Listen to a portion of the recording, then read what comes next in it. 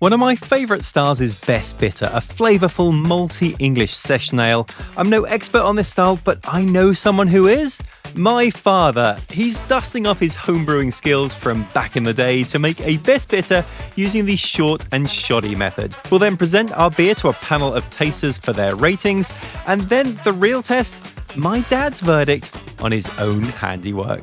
This episode is sponsored by Kegland. More on them in a bit. Right, so we're going to brew a Best Bitter, and I got my dad to help me. Well, it's a long time since I've made any home brew, and that wasn't a great success, so this will be interesting to see what comes out of this. You used to homebrew wine. And I did try beer, but the only thing I can remember about that is exploding bottles. So I've also had hopefully this will be very different now. Yeah. So this is just reverse osmosis water. So if we just brew with this water, it really doesn't have any minerals in it, and the beer would taste very flat. I have Epsom salt, calcium chloride, and gypsum. We're doing this short and shoddy style, which is just kind of quick and dirty. So rather than measuring out 3 grams of each, which is what we should be doing, we're just going to put 1 spoonful of each in. So we've got our treated water. Right. I'm going to put the grains in, and then I have you stir those as well. So this is called the mashing in phase. We're just putting those grains now into the water, going to steep them. It looks like the porridge I made this morning for breakfast. Yeah, it kind of smells. Yeah, it smells a little bit like breakfast too. Yeah. Now, what's your favourite example of Best Bitter? Oh, well, my favourite used to be Ringwood Best, which was like a local Hampshire brewery. My latest one is, and now I've forgotten the name, it'll come to me in a minute. Lid on? Yeah. Press the pump button. All right, so now what's happening is it's recirculating the water, and we're just going to leave this for 30 minutes. Okay, and by then I'll have remembered the name of the beer. So what did we add into the mash? Well, the BJCP description for a Best Bitter is a flavourful yet refreshing session beer, malt balanced without overriding the bitter impression. The malt profile is typically bready, biscuity, or lightly toasty. The characteristic ingredients include pale ale malt, amber malts, and crystal malts. I'm using the Best Bitter Ale Kit from More Beer, which consists of 95% Maris Otter and 5% Karastan malt. That'll produce a beer with an SRM of around 7 or 8, which is a good deal lighter than my usual Best Bitter recipes, but just about sneaks into the acceptable range in the BJCP guidelines. Right, it's been 30 minutes. Still going to turn off the pump. Now we've got to separate the grains from the mash water.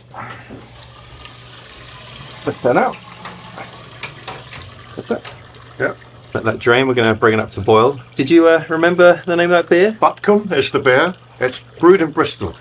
Butcombe from Bristol. Right, Butcombe from Bristol, and it's delicious. If you're over in the UK, give it a try. The BJCP guidelines recommend an IBU of anywhere between 25 to 40, with most of that bitterness coming from early bittering hop additions as opposed to late hopping.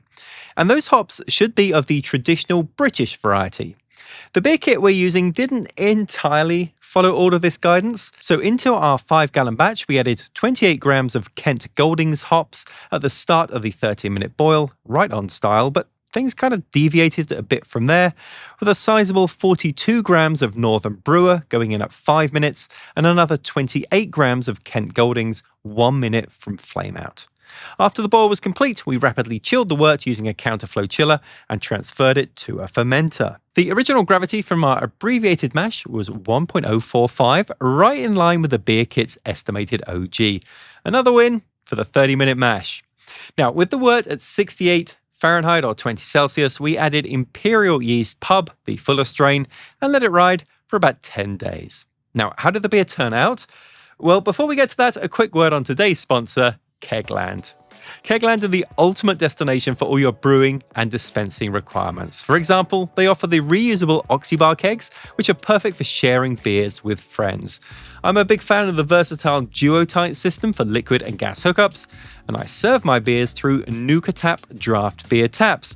Kegland also have a killer YouTube channel hosted by Key, where you can learn about their latest products. Check out all Kegland have to offer at kegland.com.au.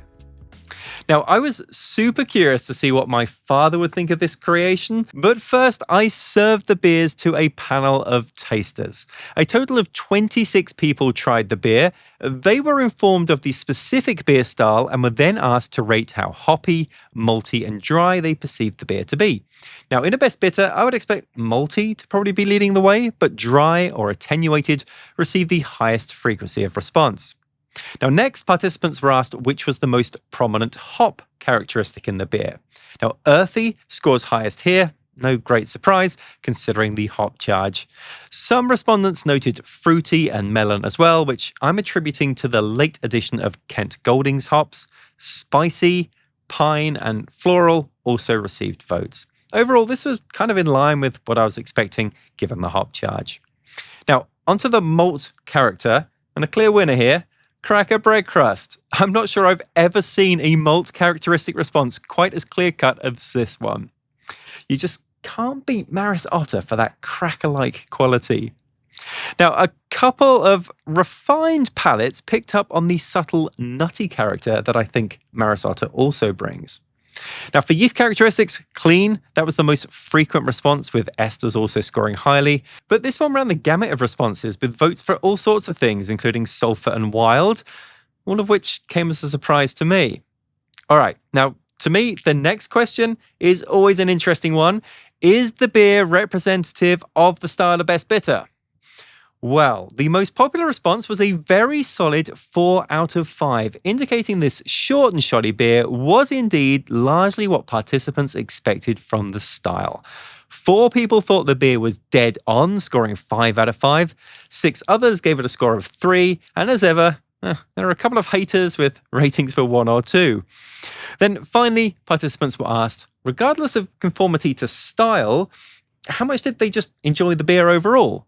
Well, overall, the beer was very well received. Of the 26 participants, 16 rated it a score of 4 out of 5 or higher. But elsewhere, opinion was split across every rating, including a single vote for the dreaded 0 out of 5. Haters gonna hate. So overall, a pretty well-regarded beer. My compliments to the chef. But how did my dad think it turned out?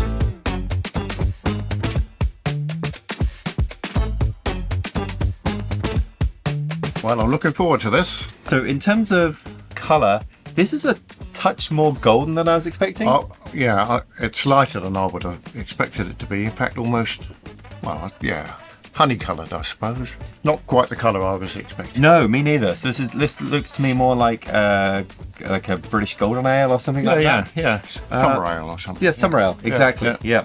So let's see if we can get much on the aroma. There's not a lot of hops in this, but you never know. Not something I usually do with beer, is test the aroma. I always find it difficult to know how to describe that if I'm drinking the aroma of wine or beer or whatever. But I'd say that is, it reminds me of a brewery smell. Yeah, right. And I think what that smell is, it's the smell of the malt. Right, yeah. I'm not picking up any hops in this really at all, but I am getting a little bit of a bready, malty smell to this. Right. Yeah, it does smell like a brewery, which that's plus in my book. Which is where we are, right. All right, so let's give this a taste and see what you think. Okay, well, cheers. Cheers. I feel like it tastes very British, but I don't know that it tastes very much like a British bitter. It's an American version of an English bitter. There you go. An Americanized English bitter. Yeah. But, I mean, it's nice, but it's just different to what I was expecting, I think. There's no hop bite or anything like that. Very low to moderate hop bitterness. It's not... Almost a bit citrusy, I would say. Yeah, I would say that too. I honestly think we've brewed a summer ale. Yeah, I would say so. Well, but it's a very nice summer ale.